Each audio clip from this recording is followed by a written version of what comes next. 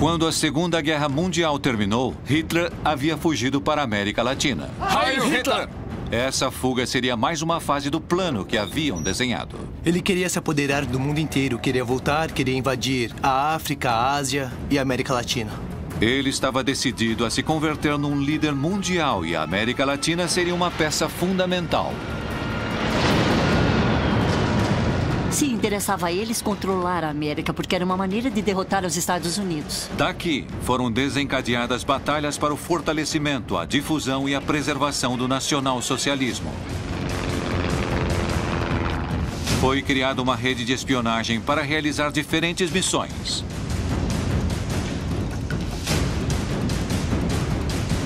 Deveriam se infiltrar nas altas esferas das sociedades, entre políticos e funcionários com influência. Deveriam obter informações confidenciais, estratégicas e enviá-las a Berlim. Deveriam cometer atos de sabotagem que freariam os inimigos do Terceiro Reich.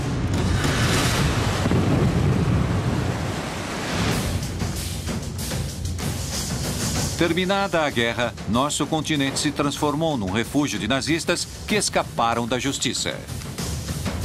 Pela Rota dos Ratos, chegaram à Argentina provavelmente 200 criminosos de guerra. Criminosos de guerra, não nazistas. Nazistas foram milhares. O plano de Hitler para um Reich dos 1000 anos seguia em curso e todos eles fariam com que a América Latina se transformasse num continente nazista.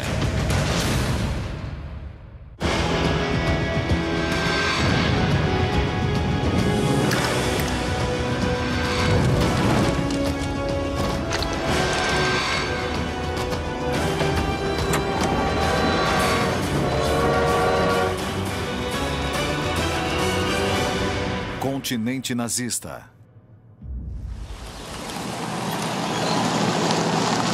Colômbia, 1946.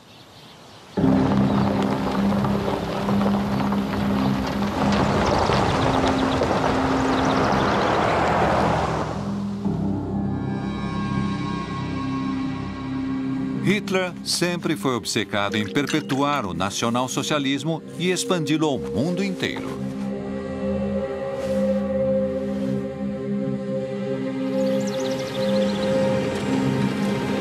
Estava decidido a colocar o mundo a seus pés e a América Latina exercia um papel fundamental.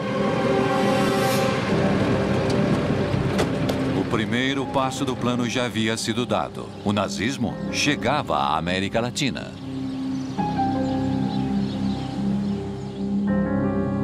A questão da expansão para a América Latina era vital para o desenvolvimento do Reich e do nazismo. A rede nazista que veio à América Latina nasceu quando Hitler, no início dos anos 40, prepara a invasão às escondidas da União Soviética e da Inglaterra primeiro. O que o Reich queria era buscar alianças, especialmente com os países da América Latina. Para o fornecimento de matérias-primas que permitiriam que a Alemanha continuasse e ganhasse a guerra, e depois para isolar econômica e politicamente os Estados Unidos. Hitler tinha, obviamente, um programa para conquistar toda a Europa no início e terminar de construir um império, o Império do Reich dos 1000 anos. Como parte de seu plano de expansão, Hitler havia ordenado ao seu serviço de inteligência militar que enviasse agentes disfarçados ao outro lado do Atlântico. Ele sabia que para ganhar a guerra não deveria apenas usar armas convencionais. A sexualidade, ou em geral o sexo como tal, não apenas vende, como também atrai. Esta informação não é suficiente. Hilda Kruger foi uma atriz alemã. Acredita-se que foi amante de Joseph Goebbels, o ministro da propaganda do Reich, e, antes de começar a guerra, ela se mudou aos Estados Unidos. Vamos retocar a maquiagem, querida. Tudo bem. Vem cá. Vamos tomar um drink. Traz água, por favor. Ela tentou ser atriz na Alemanha, depois se mudou para Hollywood. Acontece que foi parar no México, e no México começou a trabalhar como atriz em filmes como Casa de Mujeres, Bartolo Toca la Flauta, Adultério...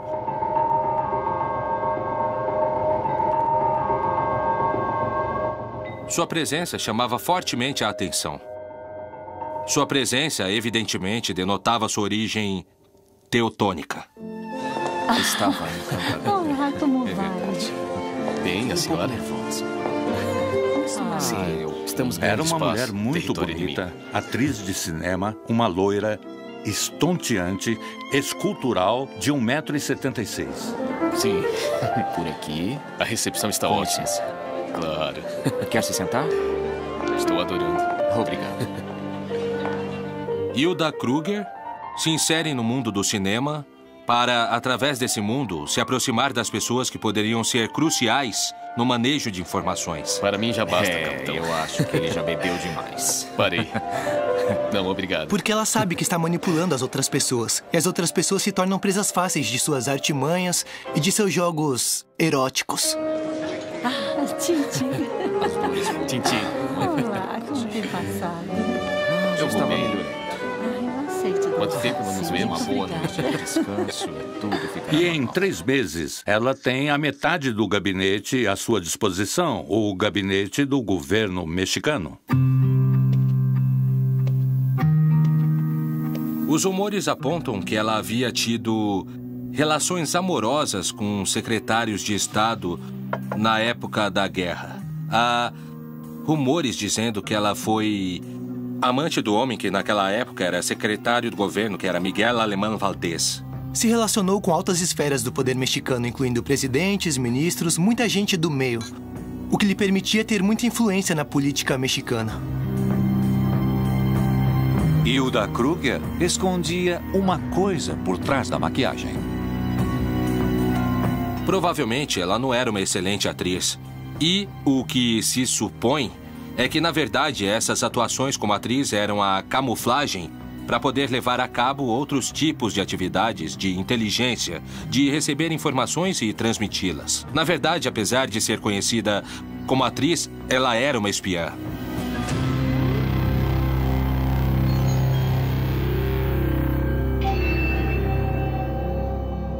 Ela usa seu corpo, sua inteligência, seu jeito de ser para obter resultados, no caso específico do que estamos falando, da espionagem como tal. Óbvio que existe também uma gratificação pessoal.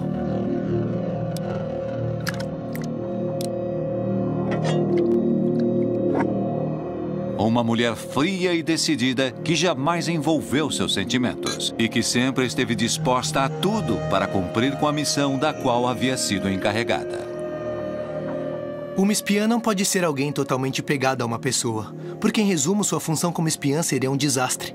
Ela tem que ter relações muito superficiais, que não lhe permitam ter um vínculo afetivo verdadeiro e que lhe permitam trair, porque, no fim, um espião termina sendo um traidor da outra parte.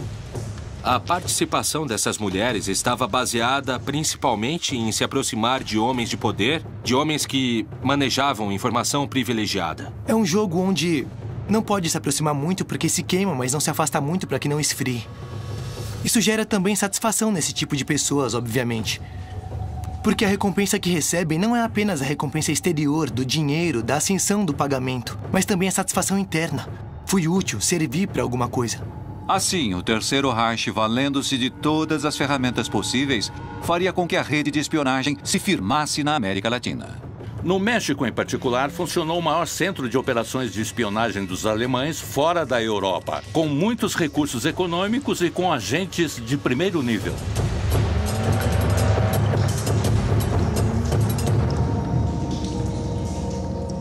A rede de espionagem vai se instalando gradualmente. E é uma rede que chega a ser muito eficaz.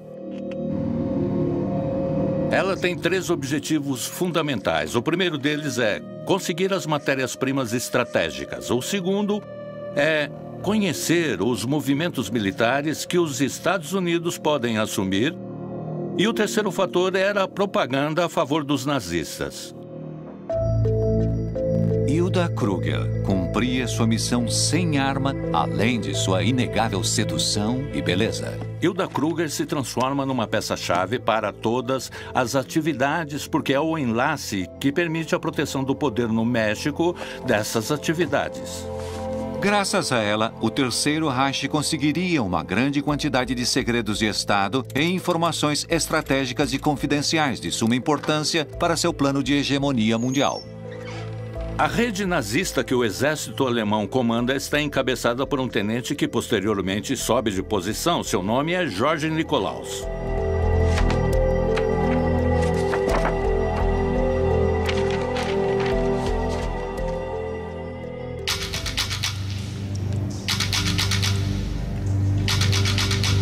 Ele tem a função de montar todo um aparato para vigiar os Estados Unidos do território mexicano. Ele quer armar uma rede que começa a coletar muitas informações boas. Da cidade do México, Nikolaus transmitia ao Peru, ao Equador, ao Chile, inclusive mensagens que passavam informações relevantes. E também utilizava essa rede de comunicação continental. Berlim estava muito preocupada com o apoio que os Estados Unidos poderia proporcionar à Inglaterra. E, além disso, foi enviada uma grande quantidade de informação sobre a tecnologia, o armamento e a capacidade de aviação dos Estados Unidos. George Nikolaus era membro do Serviço de Inteligência Militar alemão, com muita experiência, com conhecimentos em explosivos e comunicações, em que Hitler confiaria seu objetivo prioritário daqueles dias: a rede de espionagem na América Latina. Heil Hitler! Heil Hitler! Era um homem que falava muito bem o espanhol. Isso também ajuda muito a se inserir muito rapidamente nos altos círculos da sociedade mexicana. Por trás de sua fachada de simples empregado de uma empresa, estava escondido o líder da organização que triangulava informações confidenciais entre México, Colômbia e Berlim de maneira muito eficaz. A criptografia e a estenografia já existiam desde o início da civilização. São técnicas que servem principalmente para esconder ou evitar que a informação confidencial seja, digamos, descoberta por gente que não está autorizada. Durante anos, por meio do correio diplomático das embaixadas do México e da Colômbia, o Serviço de Inteligência Militar alemão recebeu informações secretas por parte de seus espiões disseminados pela América Latina.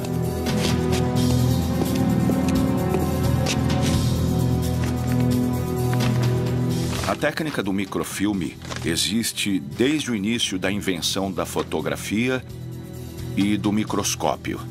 Ela consistia em reduzir uma fotografia até 200, 300, 900 ou 1000 vezes seu tamanho. Dessa maneira, poderiam enviar informação confidencial a todos os seus centros de inteligência. Passavam como um telegrama comum e corrente e, quando chegava com o microscópio, poderiam recuperar a informação.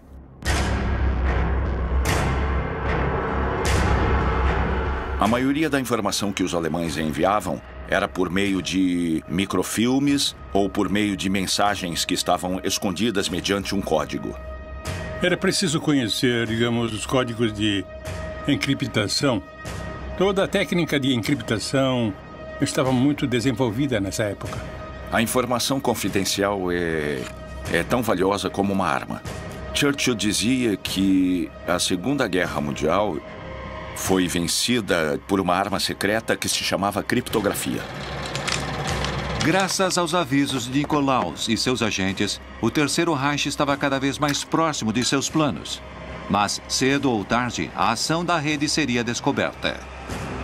Os organismos de inteligência norte-americanos, que estavam vigiando as atividades da rede de espionagem com base no México, emitem um grande informe e decidem agir. Inteirado das pressões norte-americanas sobre o governo mexicano, Hitler não se deixaria amedrontar e redobraria a aposta.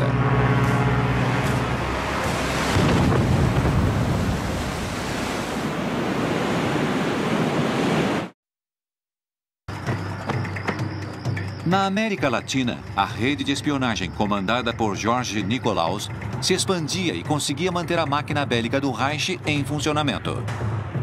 Mas os Estados Unidos estavam decididos a impedir que os agentes avançassem com seus planos. A embaixada americana no México seguia de muito perto as pistas e não apenas seguiam as pistas, como fazia, de certa forma, exigências à Secretaria do Governo para que os ajudassem na procura e no desmantelamento dessa rede de espionagem.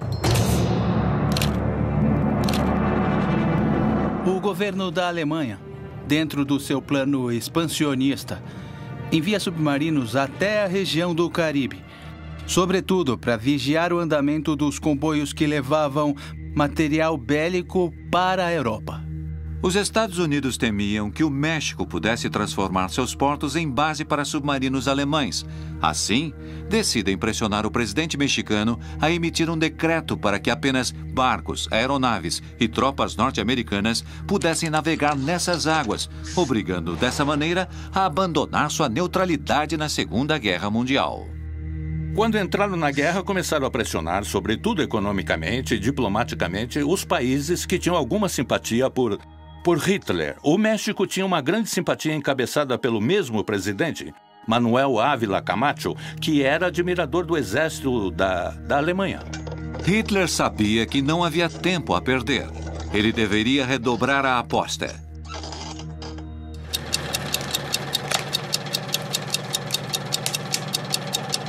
O Serviço de Inteligência Militar alemão ordena então que Nikolaus execute uma das ações de guerra para a qual havia sido preparado. Há uma cópia nos arquivos mexicanos onde ele descreve todas as operações que ele fez no México. Por exemplo, num dado momento conta como decidem passar da espionagem para a sabotagem.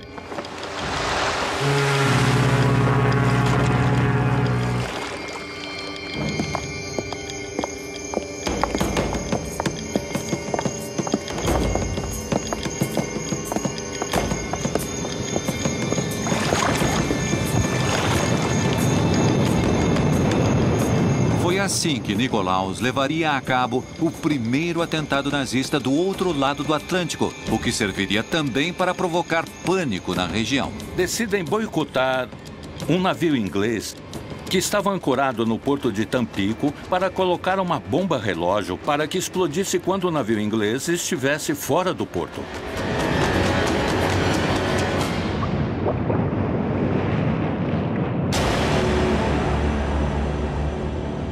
Não conseguiram afundá-lo, posto que, em seu curso para o alto mar, o Forrest Bank suportou uma explosão de pouco poder destrutivo. A missão havia fracassado, mas a América Latina continuaria sendo fundamental em seus planos. Hitler não estava disposto a retroceder. Começava a ficar claro por que ele havia escolhido o México como centro de operações. A América Latina, durante a Segunda Guerra Mundial, exerceu um papel muito importante como centro exportador de matérias-primas para sustentar o esforço da guerra.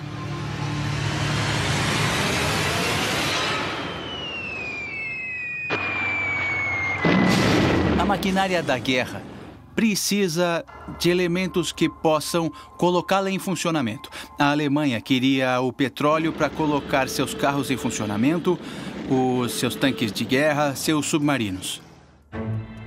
A América Latina foi fundamental na expansão nazista pela Europa.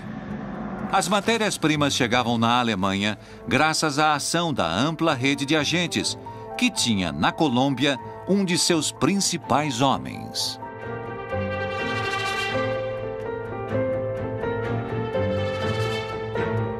Vogel era um empresário alemão na Colômbia que representava empresas alemãs em Bogotá, que reportava à embaixada alemã na Colômbia e que organicamente dependia de Nikolaus, que era lá no México o chefe, o coordenador da rede para a América Central.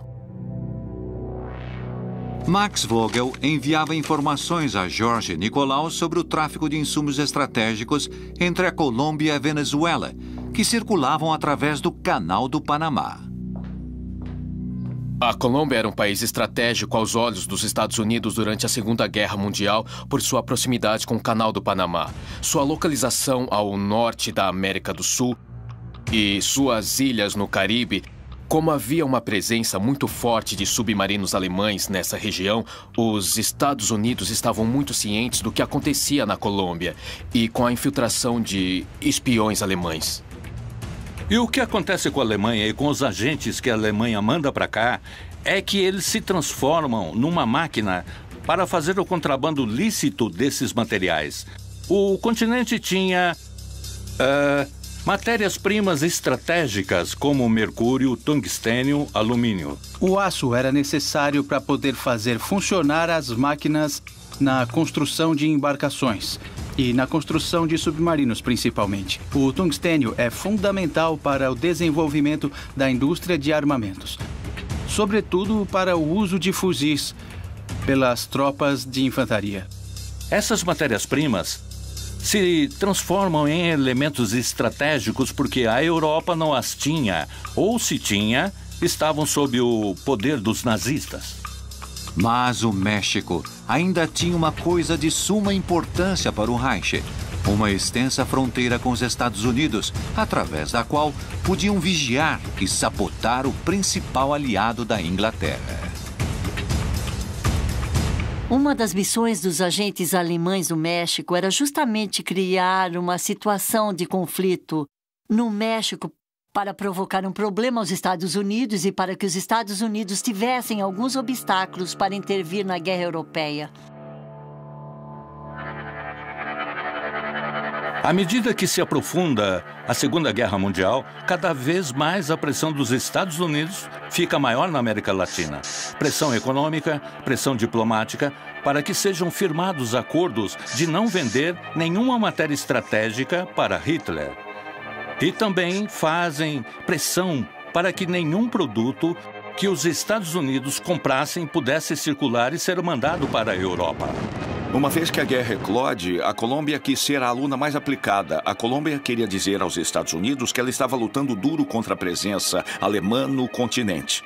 Chegou o momento em que os Estados Unidos, nervoso com o mal-estar que os agentes nazistas causavam, pressionavam o México para que a rede fosse desbaratada. Uma das alegações que o embaixador americano George Messerschmitt vai fazer ao secretário do governo Miguel Alemán é que o apoio dele foi muito fraco no desmantelamento da rede alemã.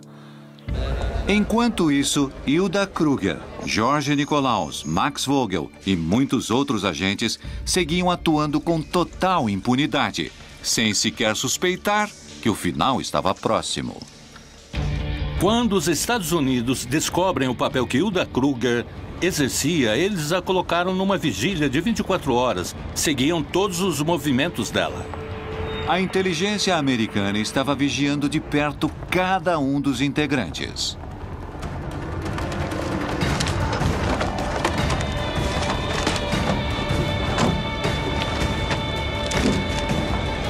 Um a um, todos os agentes nazistas foram detidos e, em sua maioria, deportados.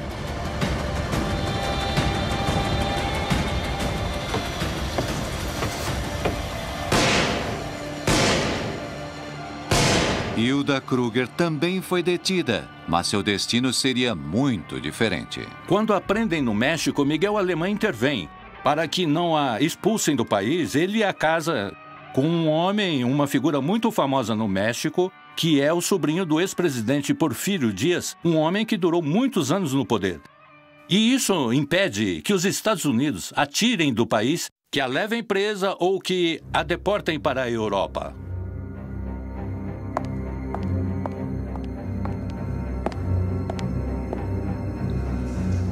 O trabalho dos agentes havia terminado. A América Latina havia sido, até este momento, funcional para a expansão nazista, fornecendo informações, matérias-primas e insumos para seu maquinário bélico. Mas sua contribuição estava longe de se esgotar.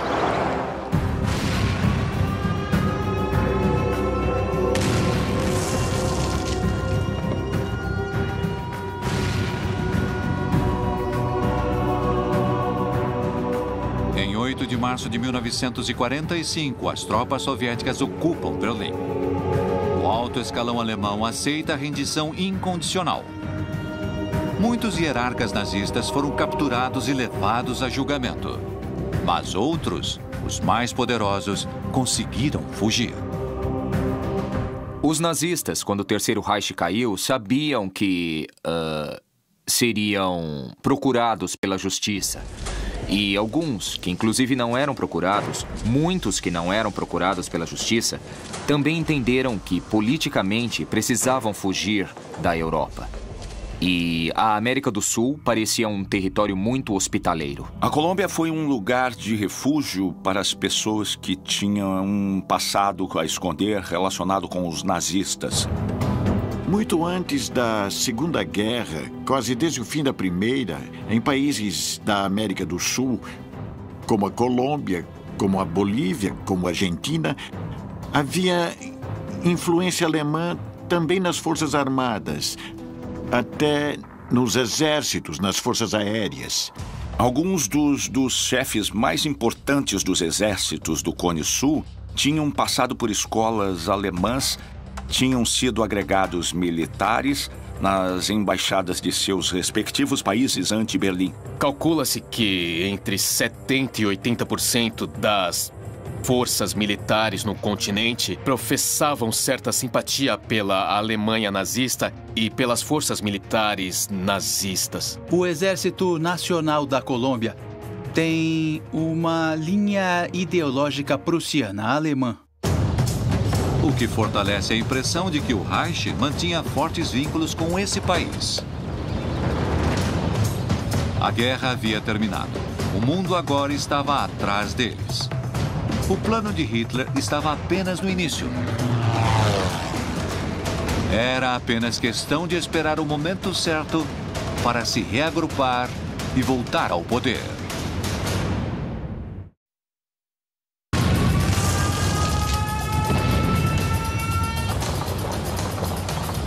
Desde antes da Alemanha se lançar à conquista da Europa, e para o caso de terem de enfrentar uma derrota, Hitler havia pensado no continente latino-americano como lugar ideal para encontrar refúgio até que as condições voltassem a ser favoráveis para o nacionalsocialismo. E a Colômbia se transformaria no centro do poder nazista, o lugar escolhido para que se tomassem todas as decisões daqui em diante.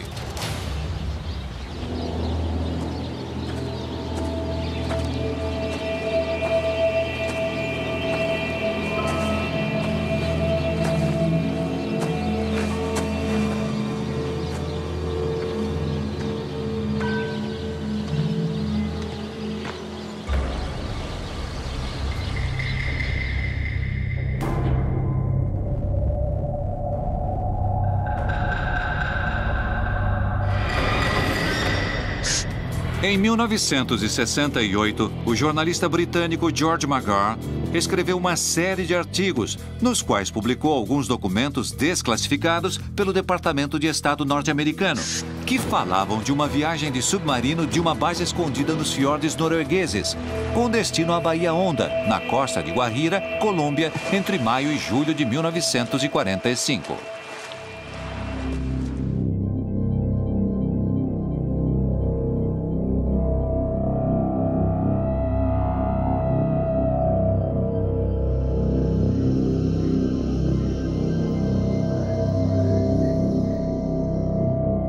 Mas será que essa viagem aconteceu mesmo? Esse submarino conseguiu esconder essa carga tão preciosa para os nazistas?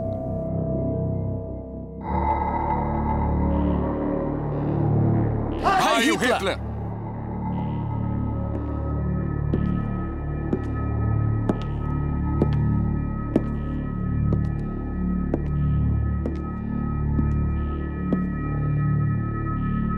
O relato do jornalista McGrath é rico em detalhes sobre a preparação da residência para a estadia de Hitler e seus homens, que viviam, a princípio, em total isolamento, nervosos, rodeados de tensão. Conta também que haviam montado uma antena e uma estação para radiodifusão, que era alimentada com baterias bem potentes. Na época do pós-guerra, havia uma estação próxima de Berlim que tinha 1 milhão de watts de potência. Podia se comunicar de Berlim com um submarino que estivesse no Atlântico Sul, submerso a 100 metros de profundidade.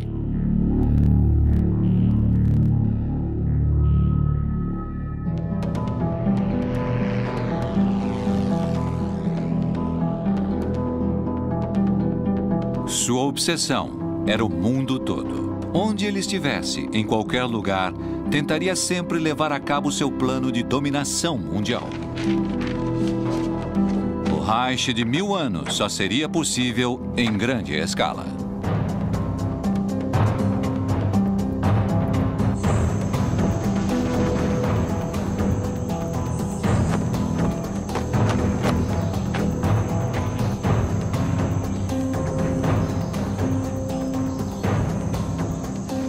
Uma figura como Hitler não pode desaparecer da face da Terra sem deixar uma lenda.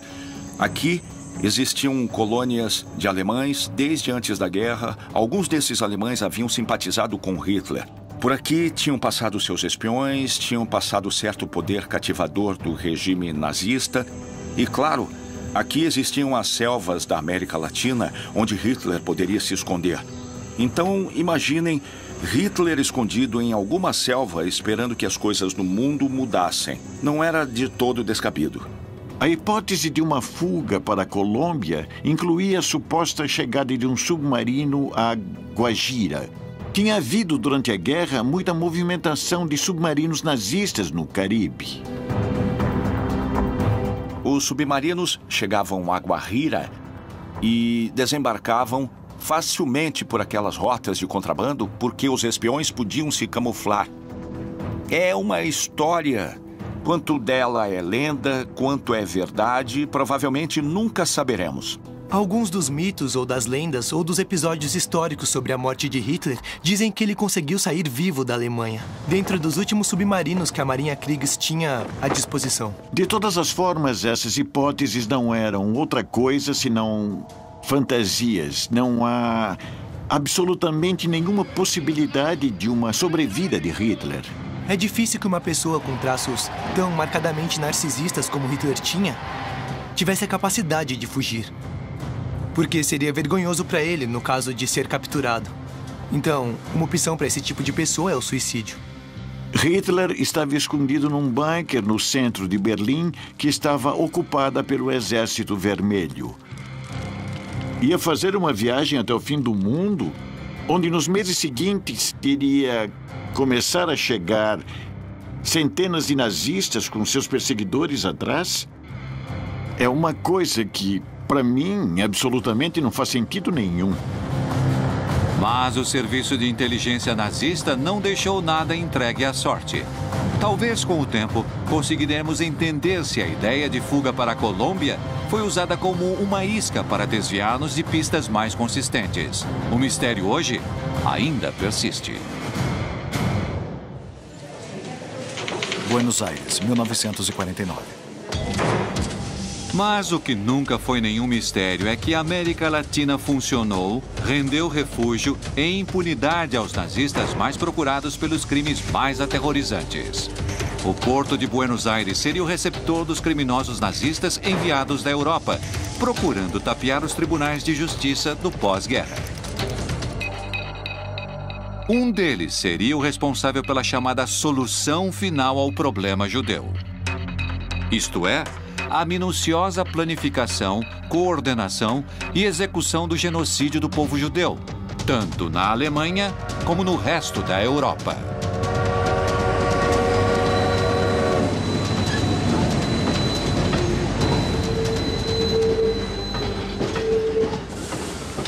Um dos principais criminosos de guerra que encontrou refúgio na Argentina foi Adolf Eichmann. Ele era um homem misterioso. Chegou a tenente-coronel das SS. E teve um papel importante no translado e na execução das ordens finais na solução final em relação aos judeus.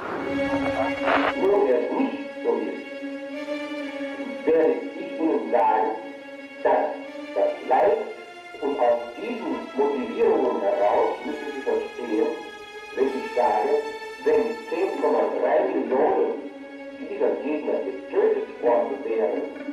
Era um burocrata, um homem que provavelmente nunca tinha matado ninguém pessoalmente. Mas com certeza foi o responsável por milhões de mortes, porque era o encarregado de organizar as viagens aos campos de concentração, onde iam matar os judeus.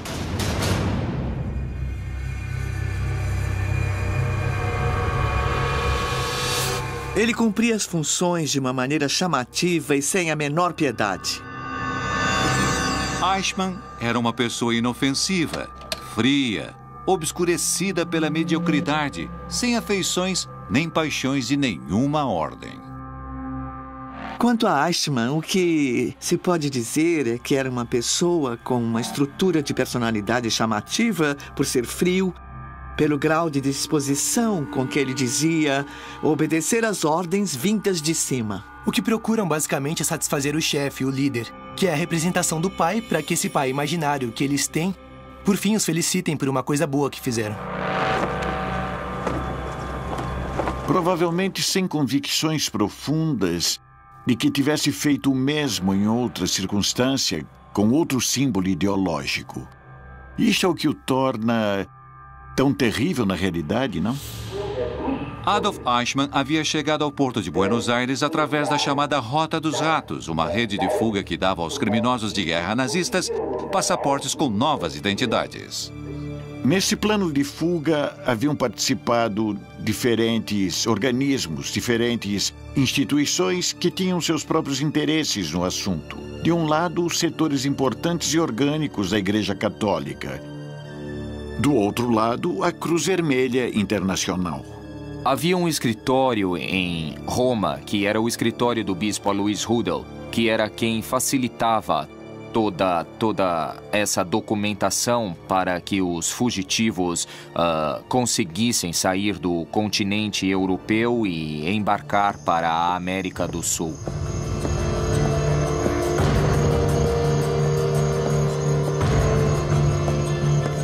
Todos prestavam o serviço, digamos, de tornar seguras as rotas de fuga até as saídas da Europa, que era o mais complicado. Eichmann havia conseguido fugir da Europa e construir outra vida na Argentina, com uma nova identidade, com o nome de Ricardo Clement. Uma vez em Buenos Aires, o Estado, naturalmente, fazia sua parte nisto, que era facilitar a tramitação de documentos argentinos e, em muitos casos, arrumar trabalho. Assim, Eichmann passava seus dias como operário na Mercedes-Benz. Do trabalho, regressava à sua casa. Jamais saía com sua esposa ou com seus filhos, não tinha amigos, levava uma vida bastante insignificante. Mas Eichmann não vivia tranquilo. Ele sabia que a qualquer momento poderiam encontrá-lo que, cedo ou tarde, os caçadores e nazistas viriam atrás dele. A perseguição aos nazistas que iam chegando à América Latina tinha duas fases. A última era a institucional, a do pedido de extradição de governo a governo. Agora, para que se pudesse pedir a extradição, era preciso saber onde estavam, com que nome, onde viviam, e essa tarefa era feita pelos caçadores de nazistas.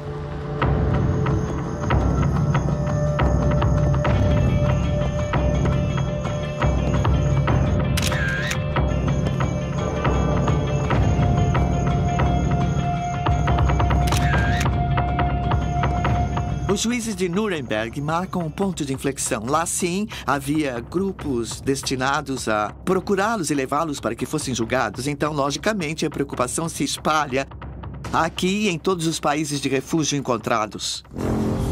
Corriam os primeiros anos da década de 60.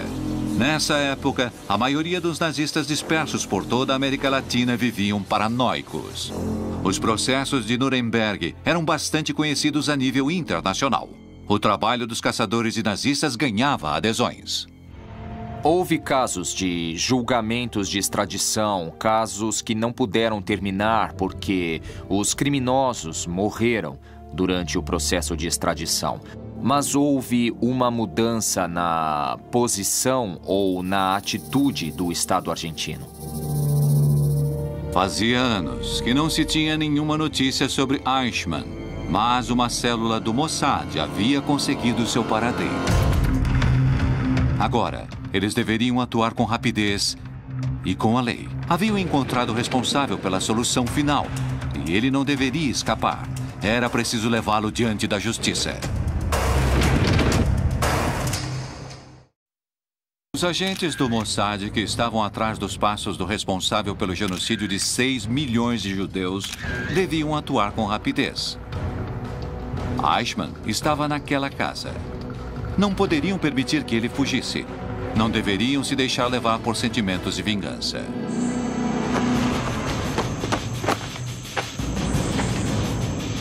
Deveriam colocá-lo diante da justiça para que prestasse contas de seus crimes. Essa era a decisão que estava no coração de cada um dos membros do Mossad, que tinham chegado à Argentina para capturar Adolf Eichmann.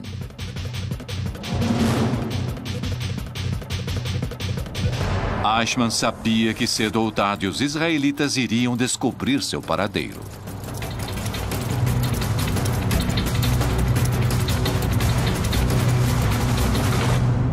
Das histórias que se escutam sobre sua maneira de proceder, creio que a palavra mais repetida é imutável e sem piedade. Era como se ele não soubesse de nada que se dizia. Mas isso tem a ver com todo um tipo de mentalidade que foi se configurando para poder levar adiante um massacre massivo de semelhante crueldade. Hoje em dia, talvez diriam que ele tinha traços psicopatas muito fortes, o que ele não tinha. Por isso, talvez sua frivolidade era empatia. Era incapaz de se colocar ao lado do outro e de seu sofrimento. Não sei se talvez se ele tivesse consciência do mal absoluto, para chamar de alguma maneira, que ele estava cometendo. Ele via como uma obrigação, inclusive legal. Eichmann não se renderia diante de seus caçadores. Contudo, apesar de não se sentir culpado, não vivia tranquilo. Tinha sempre a sensação de que estava sendo perseguido.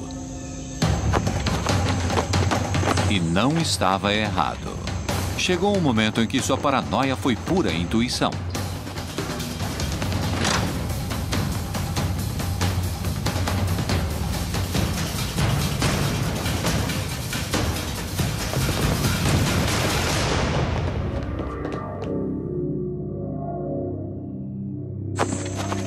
Mas Eichmann tinha conseguido escapar.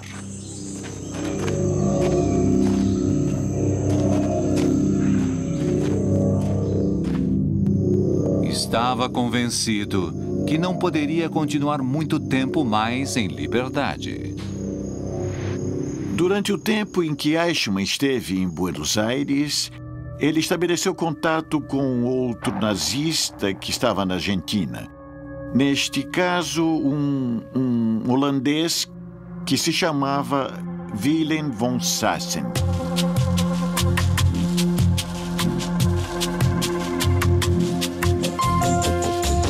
Sassen havia sido jornalista durante a guerra, diretor de um jornal na Holanda ocupada. E Sassen começa a fazer uma longa entrevista com Eichmann, onde Eichmann conta suas memórias.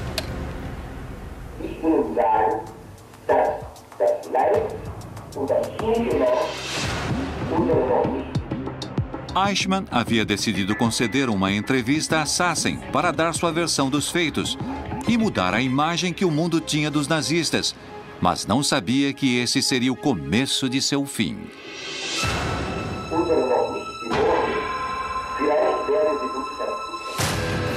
Sassen escutava os alardes de Eichmann, que se sentia depreciado pela comunidade alemã por estar levando uma vida de operário na Argentina, enquanto outros nazistas eram respeitados por todos. O método da entrevista que Sassen fazia com Eichmann era: primeiro gravava, Sassen transcrevia a gravação da entrevista e Eichmann corrigia a próprio punho a entrevista transcrita.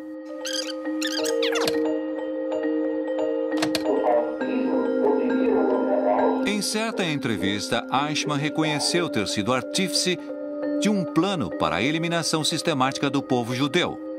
E ainda foi além.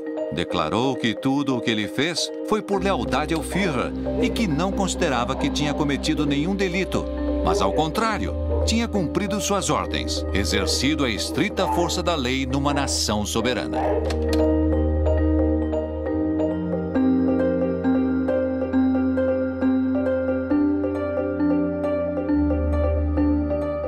Uma pessoa como essa não demonstra nenhum tipo de culpa.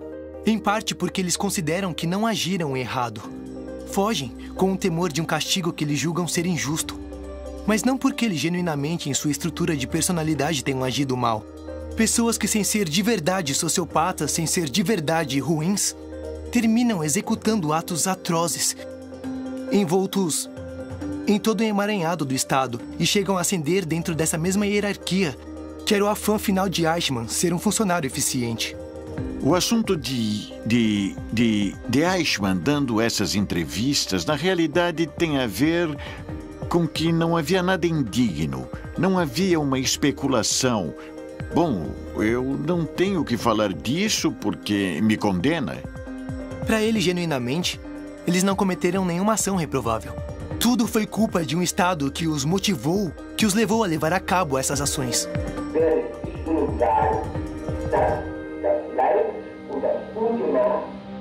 Aqueles que falaram foram condenados. Os que se salvaram, que foram muitos, são os que se mantiveram em silêncio.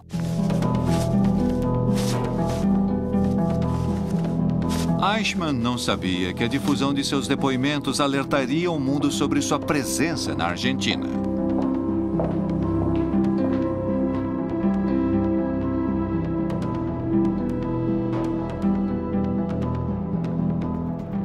Assim, as células do Mossad puderam saber de seu paradeiro.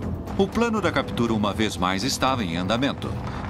Os dias de Eichmann em liberdade estavam contados.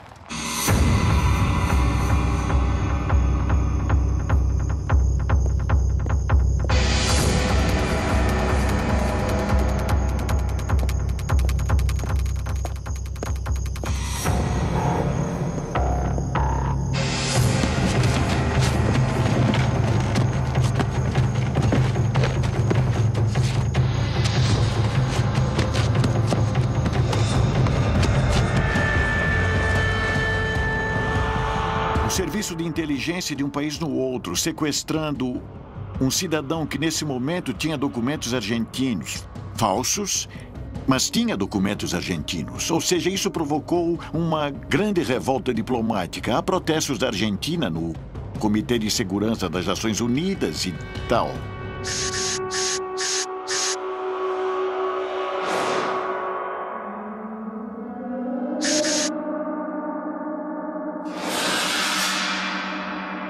A queda de Eichmann é o resultado de uma operação impecável, diria eu, do Serviço de Inteligência de Israel, através de uma perseguição de muito tempo a Eichmann e seus familiares na Europa.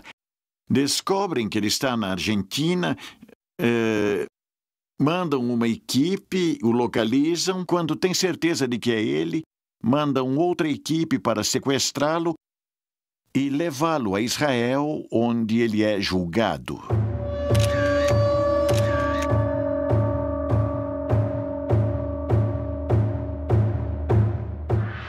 O sequestro de Eichmann foi, diria eu, uma operação que tendia a simbolizar nele um julgamento que iria além da pessoa de Eichmann, que tinha a ver com julgar um regime, julgar os atores desse regime e divulgar o grau de criminalidade. Por isso, o julgamento tem um valor simbólico muito importante. Eichmann foi levado a julgamento em Jerusalém. E apesar da enorme quantidade de provas em sua conta, seria o colaborador Wilhelm Sassen quem faria chegar aos juízes do tribunal os originais das transcrições da entrevista corrigidos a próprio punho por Adolf Eichmann. Esse método de entrevistas, essa coisa que faziam, acabaram sendo condenatórios para Eichmann quando as transcrições chegaram a Israel, ao tribunal encarregado de julgá-lo. Em defesa dele, se Eichmann, ele mesmo afirma que o que ele fez foi cumprir ordens e que ele era um funcionário que simplesmente estava executando ordens, sem nenhum tipo de ideia de moral ou mesmo de compaixão pelas decisões que estava tomando. Era uma admissão de próprio punho das coisas das quais o acusavam. Wilhelmshaven terminaria sendo o que entregou Adolf Eichmann.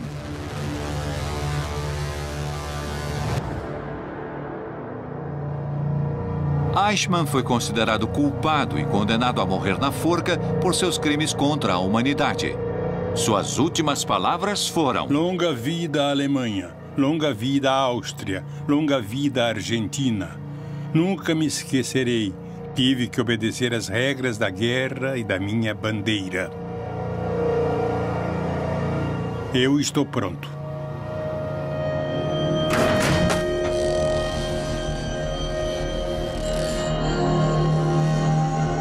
O responsável pela solução final do problema judeu foi executado na madrugada de 31 de maio de 1962. A notícia da execução de Adolf Eichmann ressoou por todo o mundo.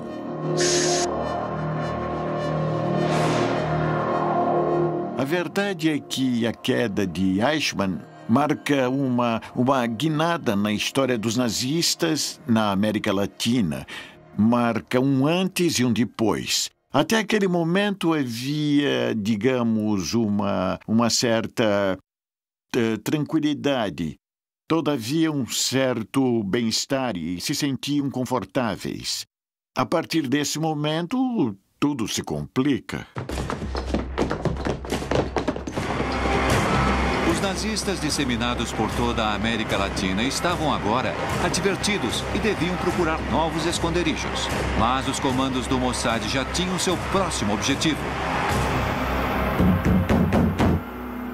Joseph Mengele.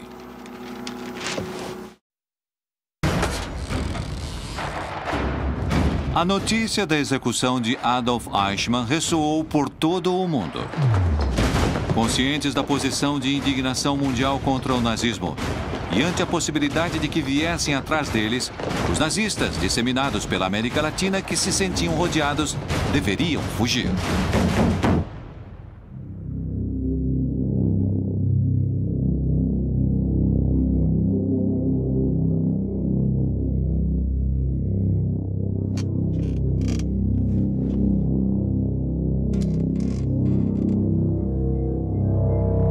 Os caçadores e nazistas estavam agora atrás dos passos de Joseph Mengele, que havia chegado à Argentina fugindo da Europa em 1949 através da Rota dos Ratos. Pela Rota dos Ratos chegaram à Argentina provavelmente 200 criminosos de guerra. Criminosos de guerra, não nazistas. Nazistas foram milhares. Houve certa ajuda do Vaticano através do que se chamou Red Line, uma série de monastérios nos quais se hospedavam aqueles que fugiam.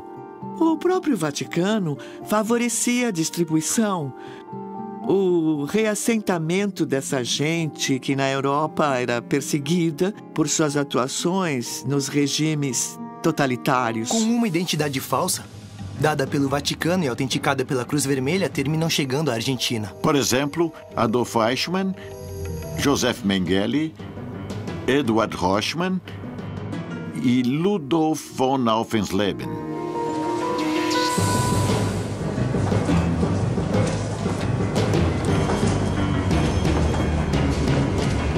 Misturado com os imigrantes que chegavam em busca de uma nova vida, longe da Europa devastada pela guerra, o Anjo da Morte entrou na Argentina vindo de Gênova com o passaporte da Cruz Vermelha Internacional e uma nova identidade.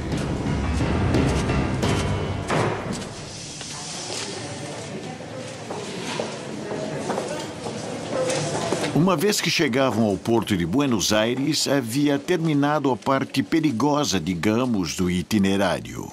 Aqui em Buenos Aires havia uma combinação que dependia da Direção de Imigrações. Essa comissão de assessores confidenciais era coordenada por Carlos Fuldner, que pertencia à Divisão de Informações da Presidência da Nação. Desde então, foi que sabemos que isso era do conhecimento e da aceitação da cúpula do poder.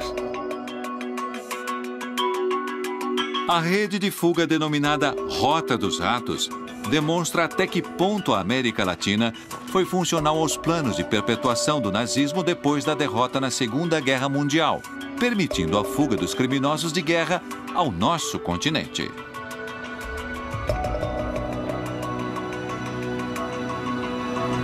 Mengele tinha sido um dos chefes médicos de Auschwitz, na Polônia, um experimentador.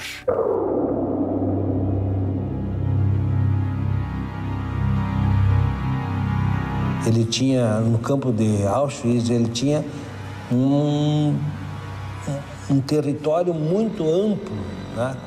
com muitas cobaias, muitas cobaias. Então ele podia fazer coisas extraordinárias, né? Produzia diferentes experimentos genéticos de uma gravidade enorme.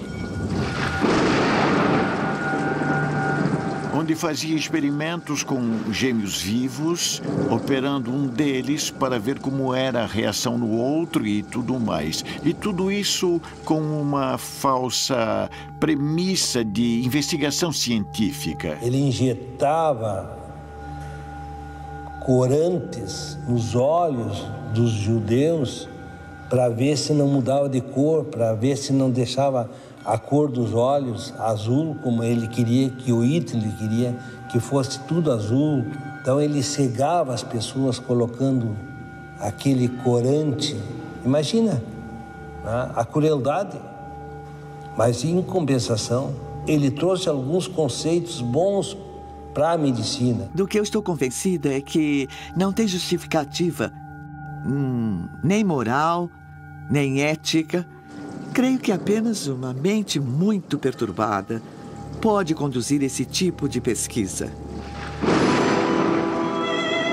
Ele era um homem culto, do tipo que escutava música clássica, que gostava de se vestir bem, que lia, que dominava idiomas. Era todo o contrário da imagem de brutalidade, de prepotência e de sadismo que associamos em geral com os nazistas e tudo isso. E, no entanto, naturalmente era sádico até extremos impensáveis.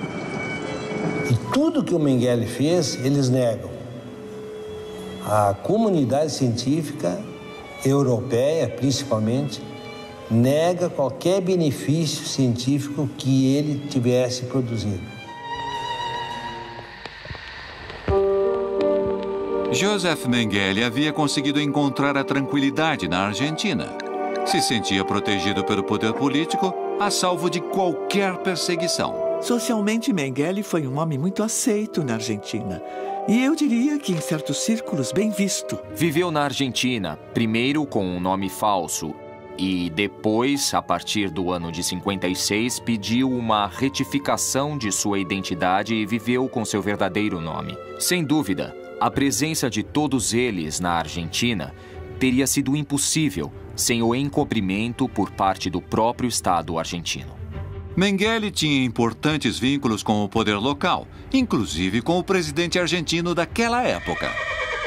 Perón contou em 1970 que Mengele o visitava e lhe contava que tinha um estábulo em Tigre, ao norte de Buenos Aires, onde as vacas pariam bezerros gêmeos. Essa experiência, ele também, como médico cientista que ele era, muito famoso, ele conseguiu desenvolver inseminação artificial para dar também animais com doble.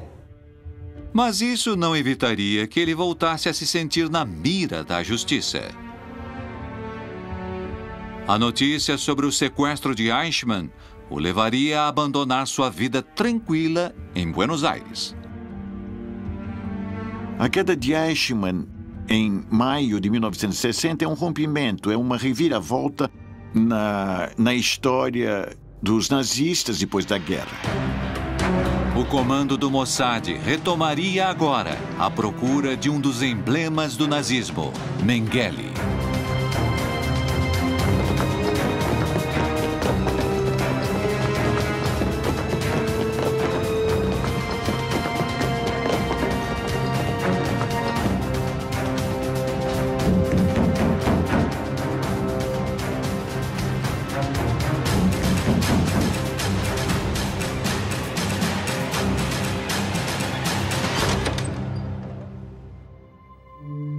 Mas quem o ajudaria a escapar seria um velho conhecido, Hans Ulrich Rudel. Hans Rudel tinha sido um aviador bastante condecorado durante a guerra. Havia sido preso primeiro, mas depois tinha sido liberado porque não havia acusações. Ele não tinha sido um criminoso de guerra, tinha sido um militar. Um combatente. Os Mengele na Europa tinham uma fábrica de máquinas agrícolas. Rudel representava a empresa da família Mengele na América Latina. Era amigo de Perón e de Stroessner, o presidente do Paraguai. E aqui trabalhava como uma espécie de homem de relações públicas que vinculava os nazistas entre si. Rudel, por sua relação com o ditador Stroessner, ajudou uma vez mais seu amigo. Uma nova etapa na vida de Joseph Mengele, que precisava voltar a encontrar a tranquilidade perdida, estava começando. E o Paraguai seria seu próximo destino.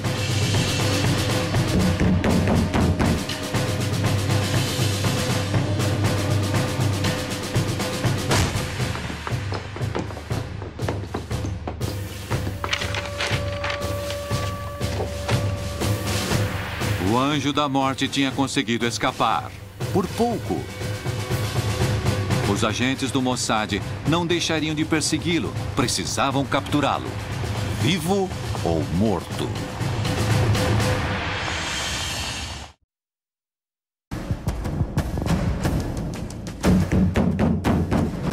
Mengele tinha conseguido escapar do Mossad, mas sabia que a perseguição só estava começando. E seus perseguidores não descansariam da vontade de colocá-lo no banco dos réus.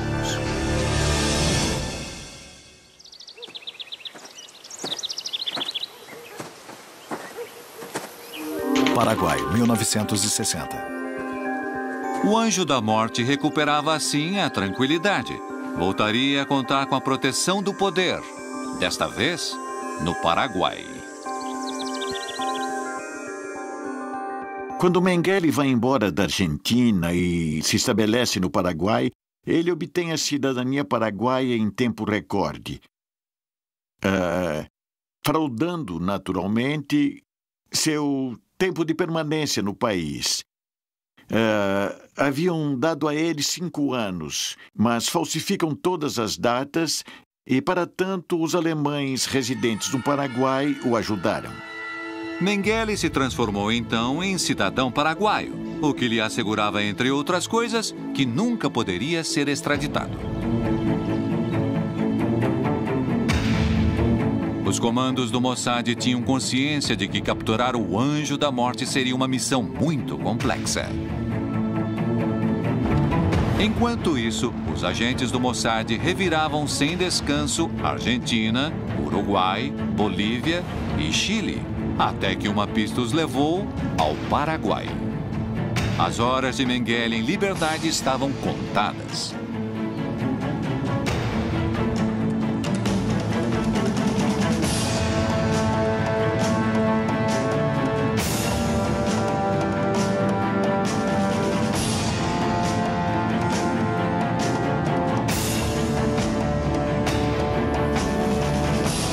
Mengele, mais uma vez, tinha conseguido escapar de seus caçadores.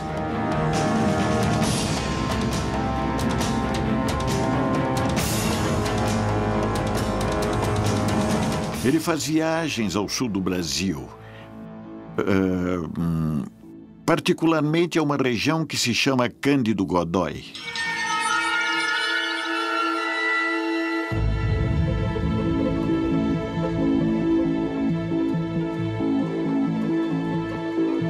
Só que ele não ficava muitos dias num lugar, máximo 2, 3 dias, e já ia para outro lugar. No verão do ano de 1960, ele chegou dizendo ser médico veterinário. No início, Mengele recorria à zona rural, ganhando a simpatia dos produtores de gado e aplicando os conhecimentos que tinha adquirido no campo de concentração de Auschwitz. Quando ele passou por aqui, ele se dizia que ele sabia fazer experimentos com inseminação artificial. Que naquela época, inseminação artificial em gado, na res, no gado, na vaca. Então, naquela época, na década de 60, nós, brasileiros, nós não conhecíamos ainda inseminação artificial. Mengele trabalhava sem descanso. Os experimentos que Josef Mengele fazia é que tinha uma Kombi laboratório, que ele coletava sangue, dava chás para as mulheres e também fazia a inseminação artificial. Em seus escritos fica claro que um de seus propósitos era melhorar a raça ariana e Cândido Godói seria seu novo campo de experimentação. Aqui era um refúgio para o Josef Mengele porque ele tinha muitos patrícios. Se estudava alunos com suástica nazista, que chamou muita atenção naquela época. Por isso que para ele aqui era uma terra fértil para seus experimentos, as suas experiências, porque ele falava bem o alemão, né? E aqui tinha muitos que gostavam do nazismo. Mengele começou aos poucos a atender as mulheres da cidade.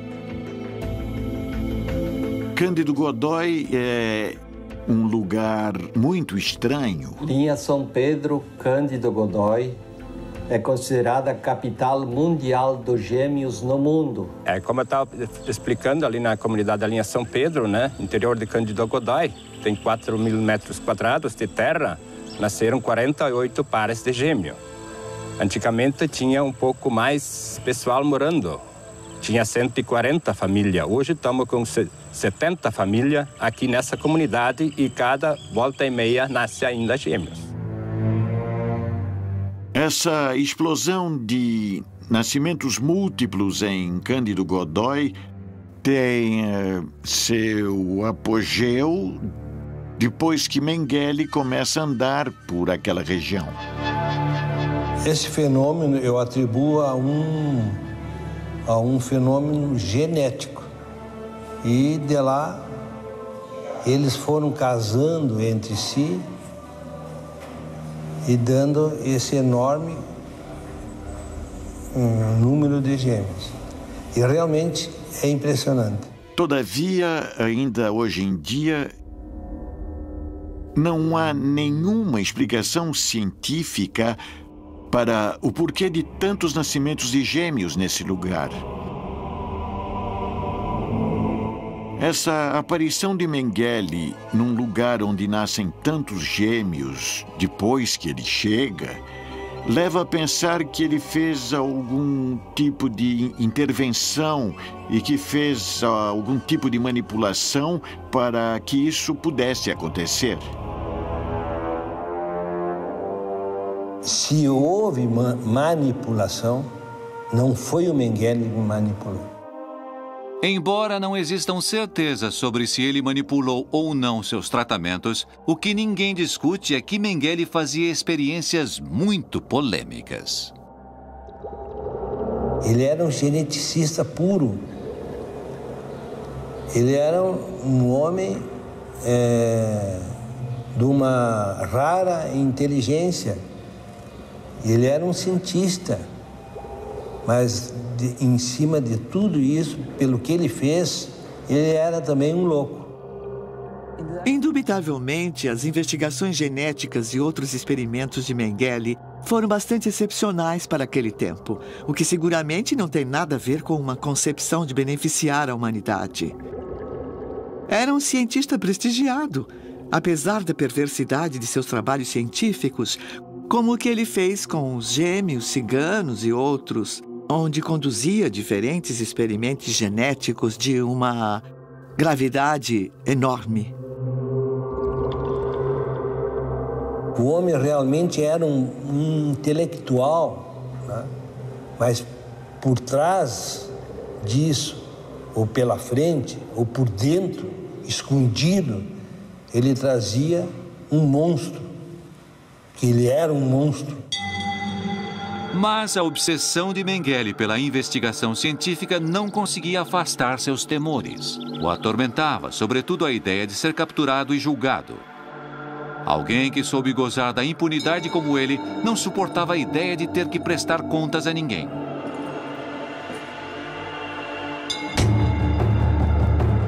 Mengele não se equivocava. Em sua busca, os agentes do Mossad tinham encontrado quem poderia guiá-los até ele. Alguém que já tinha colaborado com eles no sequestro de Eichmann na Argentina e que agora, em troca de ser deixado novamente em liberdade, confirmaria que Mengele estava no Brasil.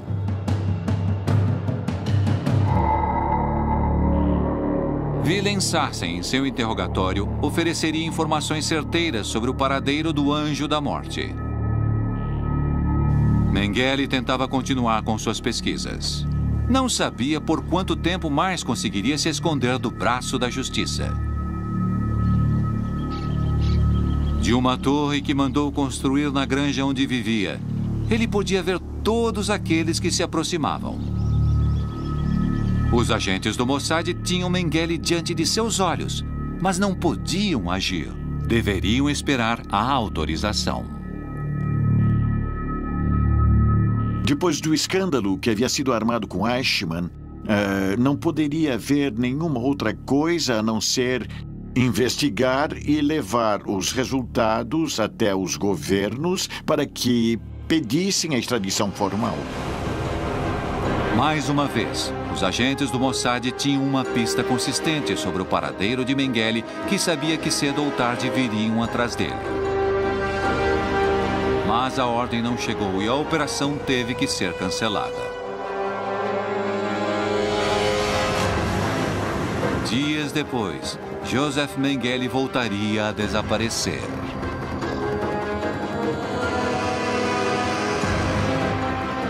Os agentes do Mossad jamais esqueceram que o tiveram ao alcance de suas mãos. Haviam perdido uma oportunidade única.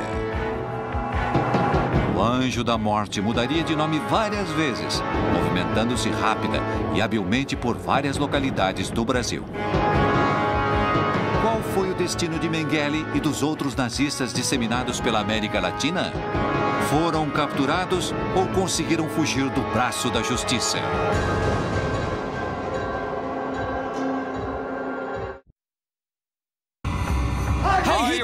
Muito antes do início da Segunda Guerra Mundial, Hitler tinha posto seus olhos na América Latina.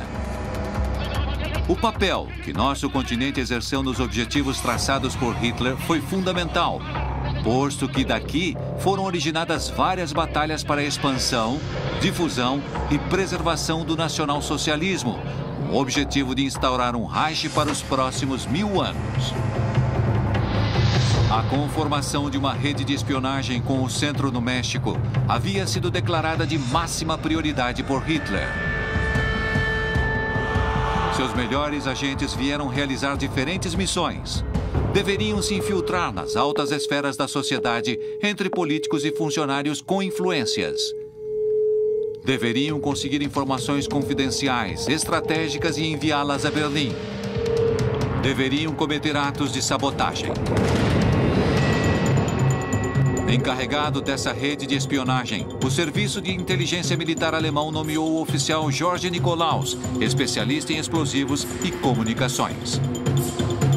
A ele reportavam Max Vogel, especialista em operações financeiras e da Bolsa, e Hilda Kruger, uma bela atriz que tinha a missão de seduzir e corromper funcionários do governo. Dessa maneira, durante vários anos, a rede de espionagem a cargo de Jorge Nikolaus forneceu à Alemanha toneladas de matérias-primas e insumos que lhe permitiram avançar sobre quase toda a Europa. Mas, uma vez concluída a guerra, a América Latina tinha mais a oferecer. O plano de Hitler não aceitaria uma derrota. Nosso continente se transformou num esconderijo de nazistas que escaparam da justiça. Criminosos como Eichmann e Mengele estiveram na Argentina. Eichmann permaneceu em nosso continente até seu julgamento. Mengele também encontrou aqui o lugar para continuar seus experimentos e escapar dos caçadores de nazistas. E com eles, tantos outros. Muitos nazistas simplesmente vieram fugindo e morreram no país que os escondeu no mais absoluto anonimato. Alguns outros foram capturados e extraditados para logo serem julgados na Europa. A grande maioria conseguiu escapar e jamais, nem sequer foi citada a depor numa esfera judicial por suas responsabilidades. O caso mais emblemático talvez tenha sido o de Joseph Mengele, que viveu sob o amparo do poder político e assim conseguiu se instalar na Argentina, no Paraguai e no Brasil. No ano de 1979, quando foi noticiada a morte de Joseph Mengele na praia de Bertioga, em São Paulo, essa pessoa reconheceu na televisão que tratava-se de Joseph Mengele. Mas só que isso não foi desvendado, porque naquela época tudo era mistério, não se sabia quem ele era. Então não foi dado muita importância. Dizem que ele morreu quando entrou no mar para tomar um banho na praia de Bertioga, em São Paulo, e teve um infarto como um idoso comum. O estranho é que Mengele não sabia nadar. Mengele escapou.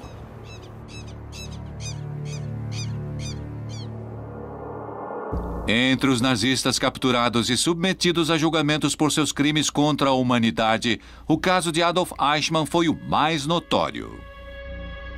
O julgamento de Eichmann em Jerusalém talvez foi um caso paradigmático, porque foi um caso no qual as vítimas o levaram à forca diante do estrado judicial. Não cometeram um ato de vingança. Até me atreveria a dizer que talvez tivesse sido mais simples cometer um ato de vingança do que capturá-lo, colocá-lo num avião, tirá-lo da Argentina e apresentá-lo em Jerusalém, diante do mundo, para que fosse levado adiante um processo judicial com o acusado, com todas as garantias e o direito de defesa. Eichmann morreu enforcado.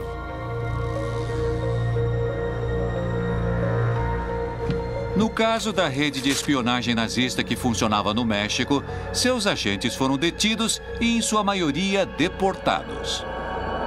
Quando os Estados Unidos descobrem o papel que Hilda Kruger exercia, coloca uma vigília de 24 horas nela. Eles se dão conta que ela é uma peça fundamental porque é a conexão com o governo mexicano, então decidem neutralizá-la.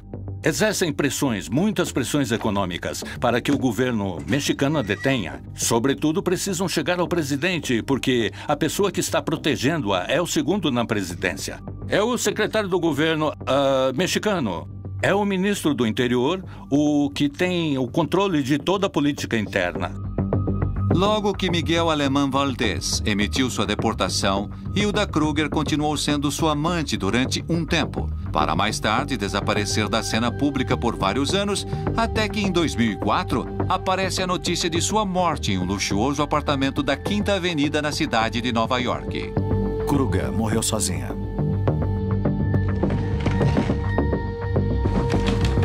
Jorge Nikolaus, o chefe da rede de espionagem, teria uma sorte diferente.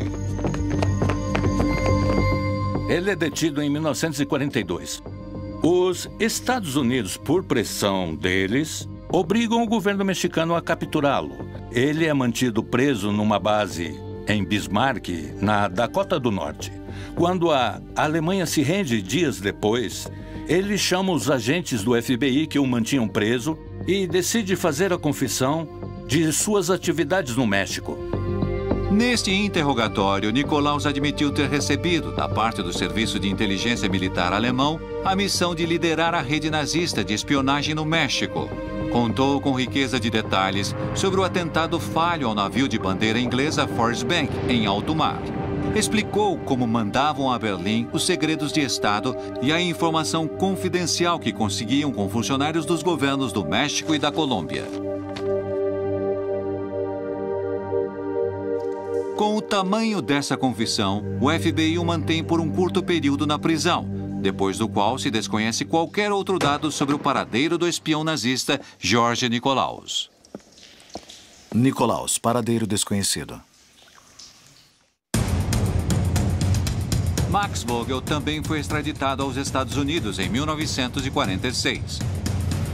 Com um interrogatório em que ele forneceu dados sobre as operações financeiras do Reich na Bolsa de Bogotá, sobre a troca de informações entre Colômbia, México e Berlim e sobre a operatividade do Canal do Panamá, seu rastro se perde para sempre. Vogel desaparecido. Já a Wilhelmshaven é possível rastreá-lo na década de 70 como consultor das ditaduras de Augusto Pinochet no Chile e de Alfredo Stroessner no Paraguai. Rudel continuou vinculado à Argentina por muito tempo. Ele visitava Perón em Madrid durante o exílio na Espanha. E depois voltou à Argentina em 1978 para a Copa do Mundo de Futebol, fazendo um trabalho muito estranho também, falso seguramente, porque era assessor do diretor técnico da seleção alemã de futebol, com credencial e tudo mais. Hans Ulrich Rudel continuou com toda a impunidade assessorando nazistas por toda a América Latina e foi um dos mais destacados agentes que jamais teve que se ver diante da justiça. Rudel, impune.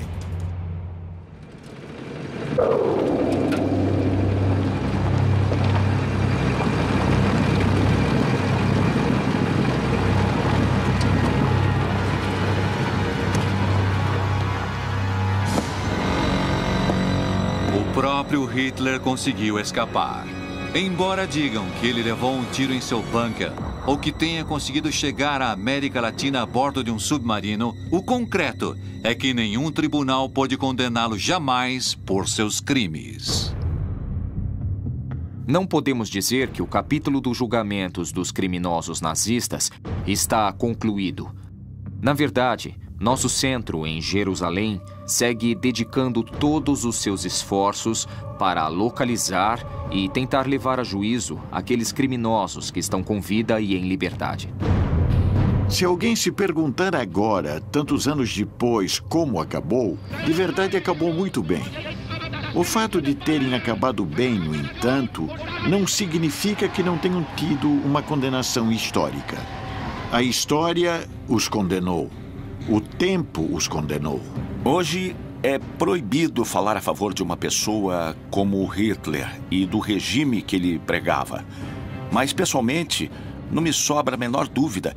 Hoje, se a democracia entrou em colapso, que se as coisas mudaram no mundo, uma figura que parece terrível como Hitler poderia nos surpreender com a quantidade de seguidores no mundo. Hitler, como indivíduo, morreu. Mas Hitler, como ideia, e como uma ideia desgraçadamente sedutora, ainda pode estar muito vivo.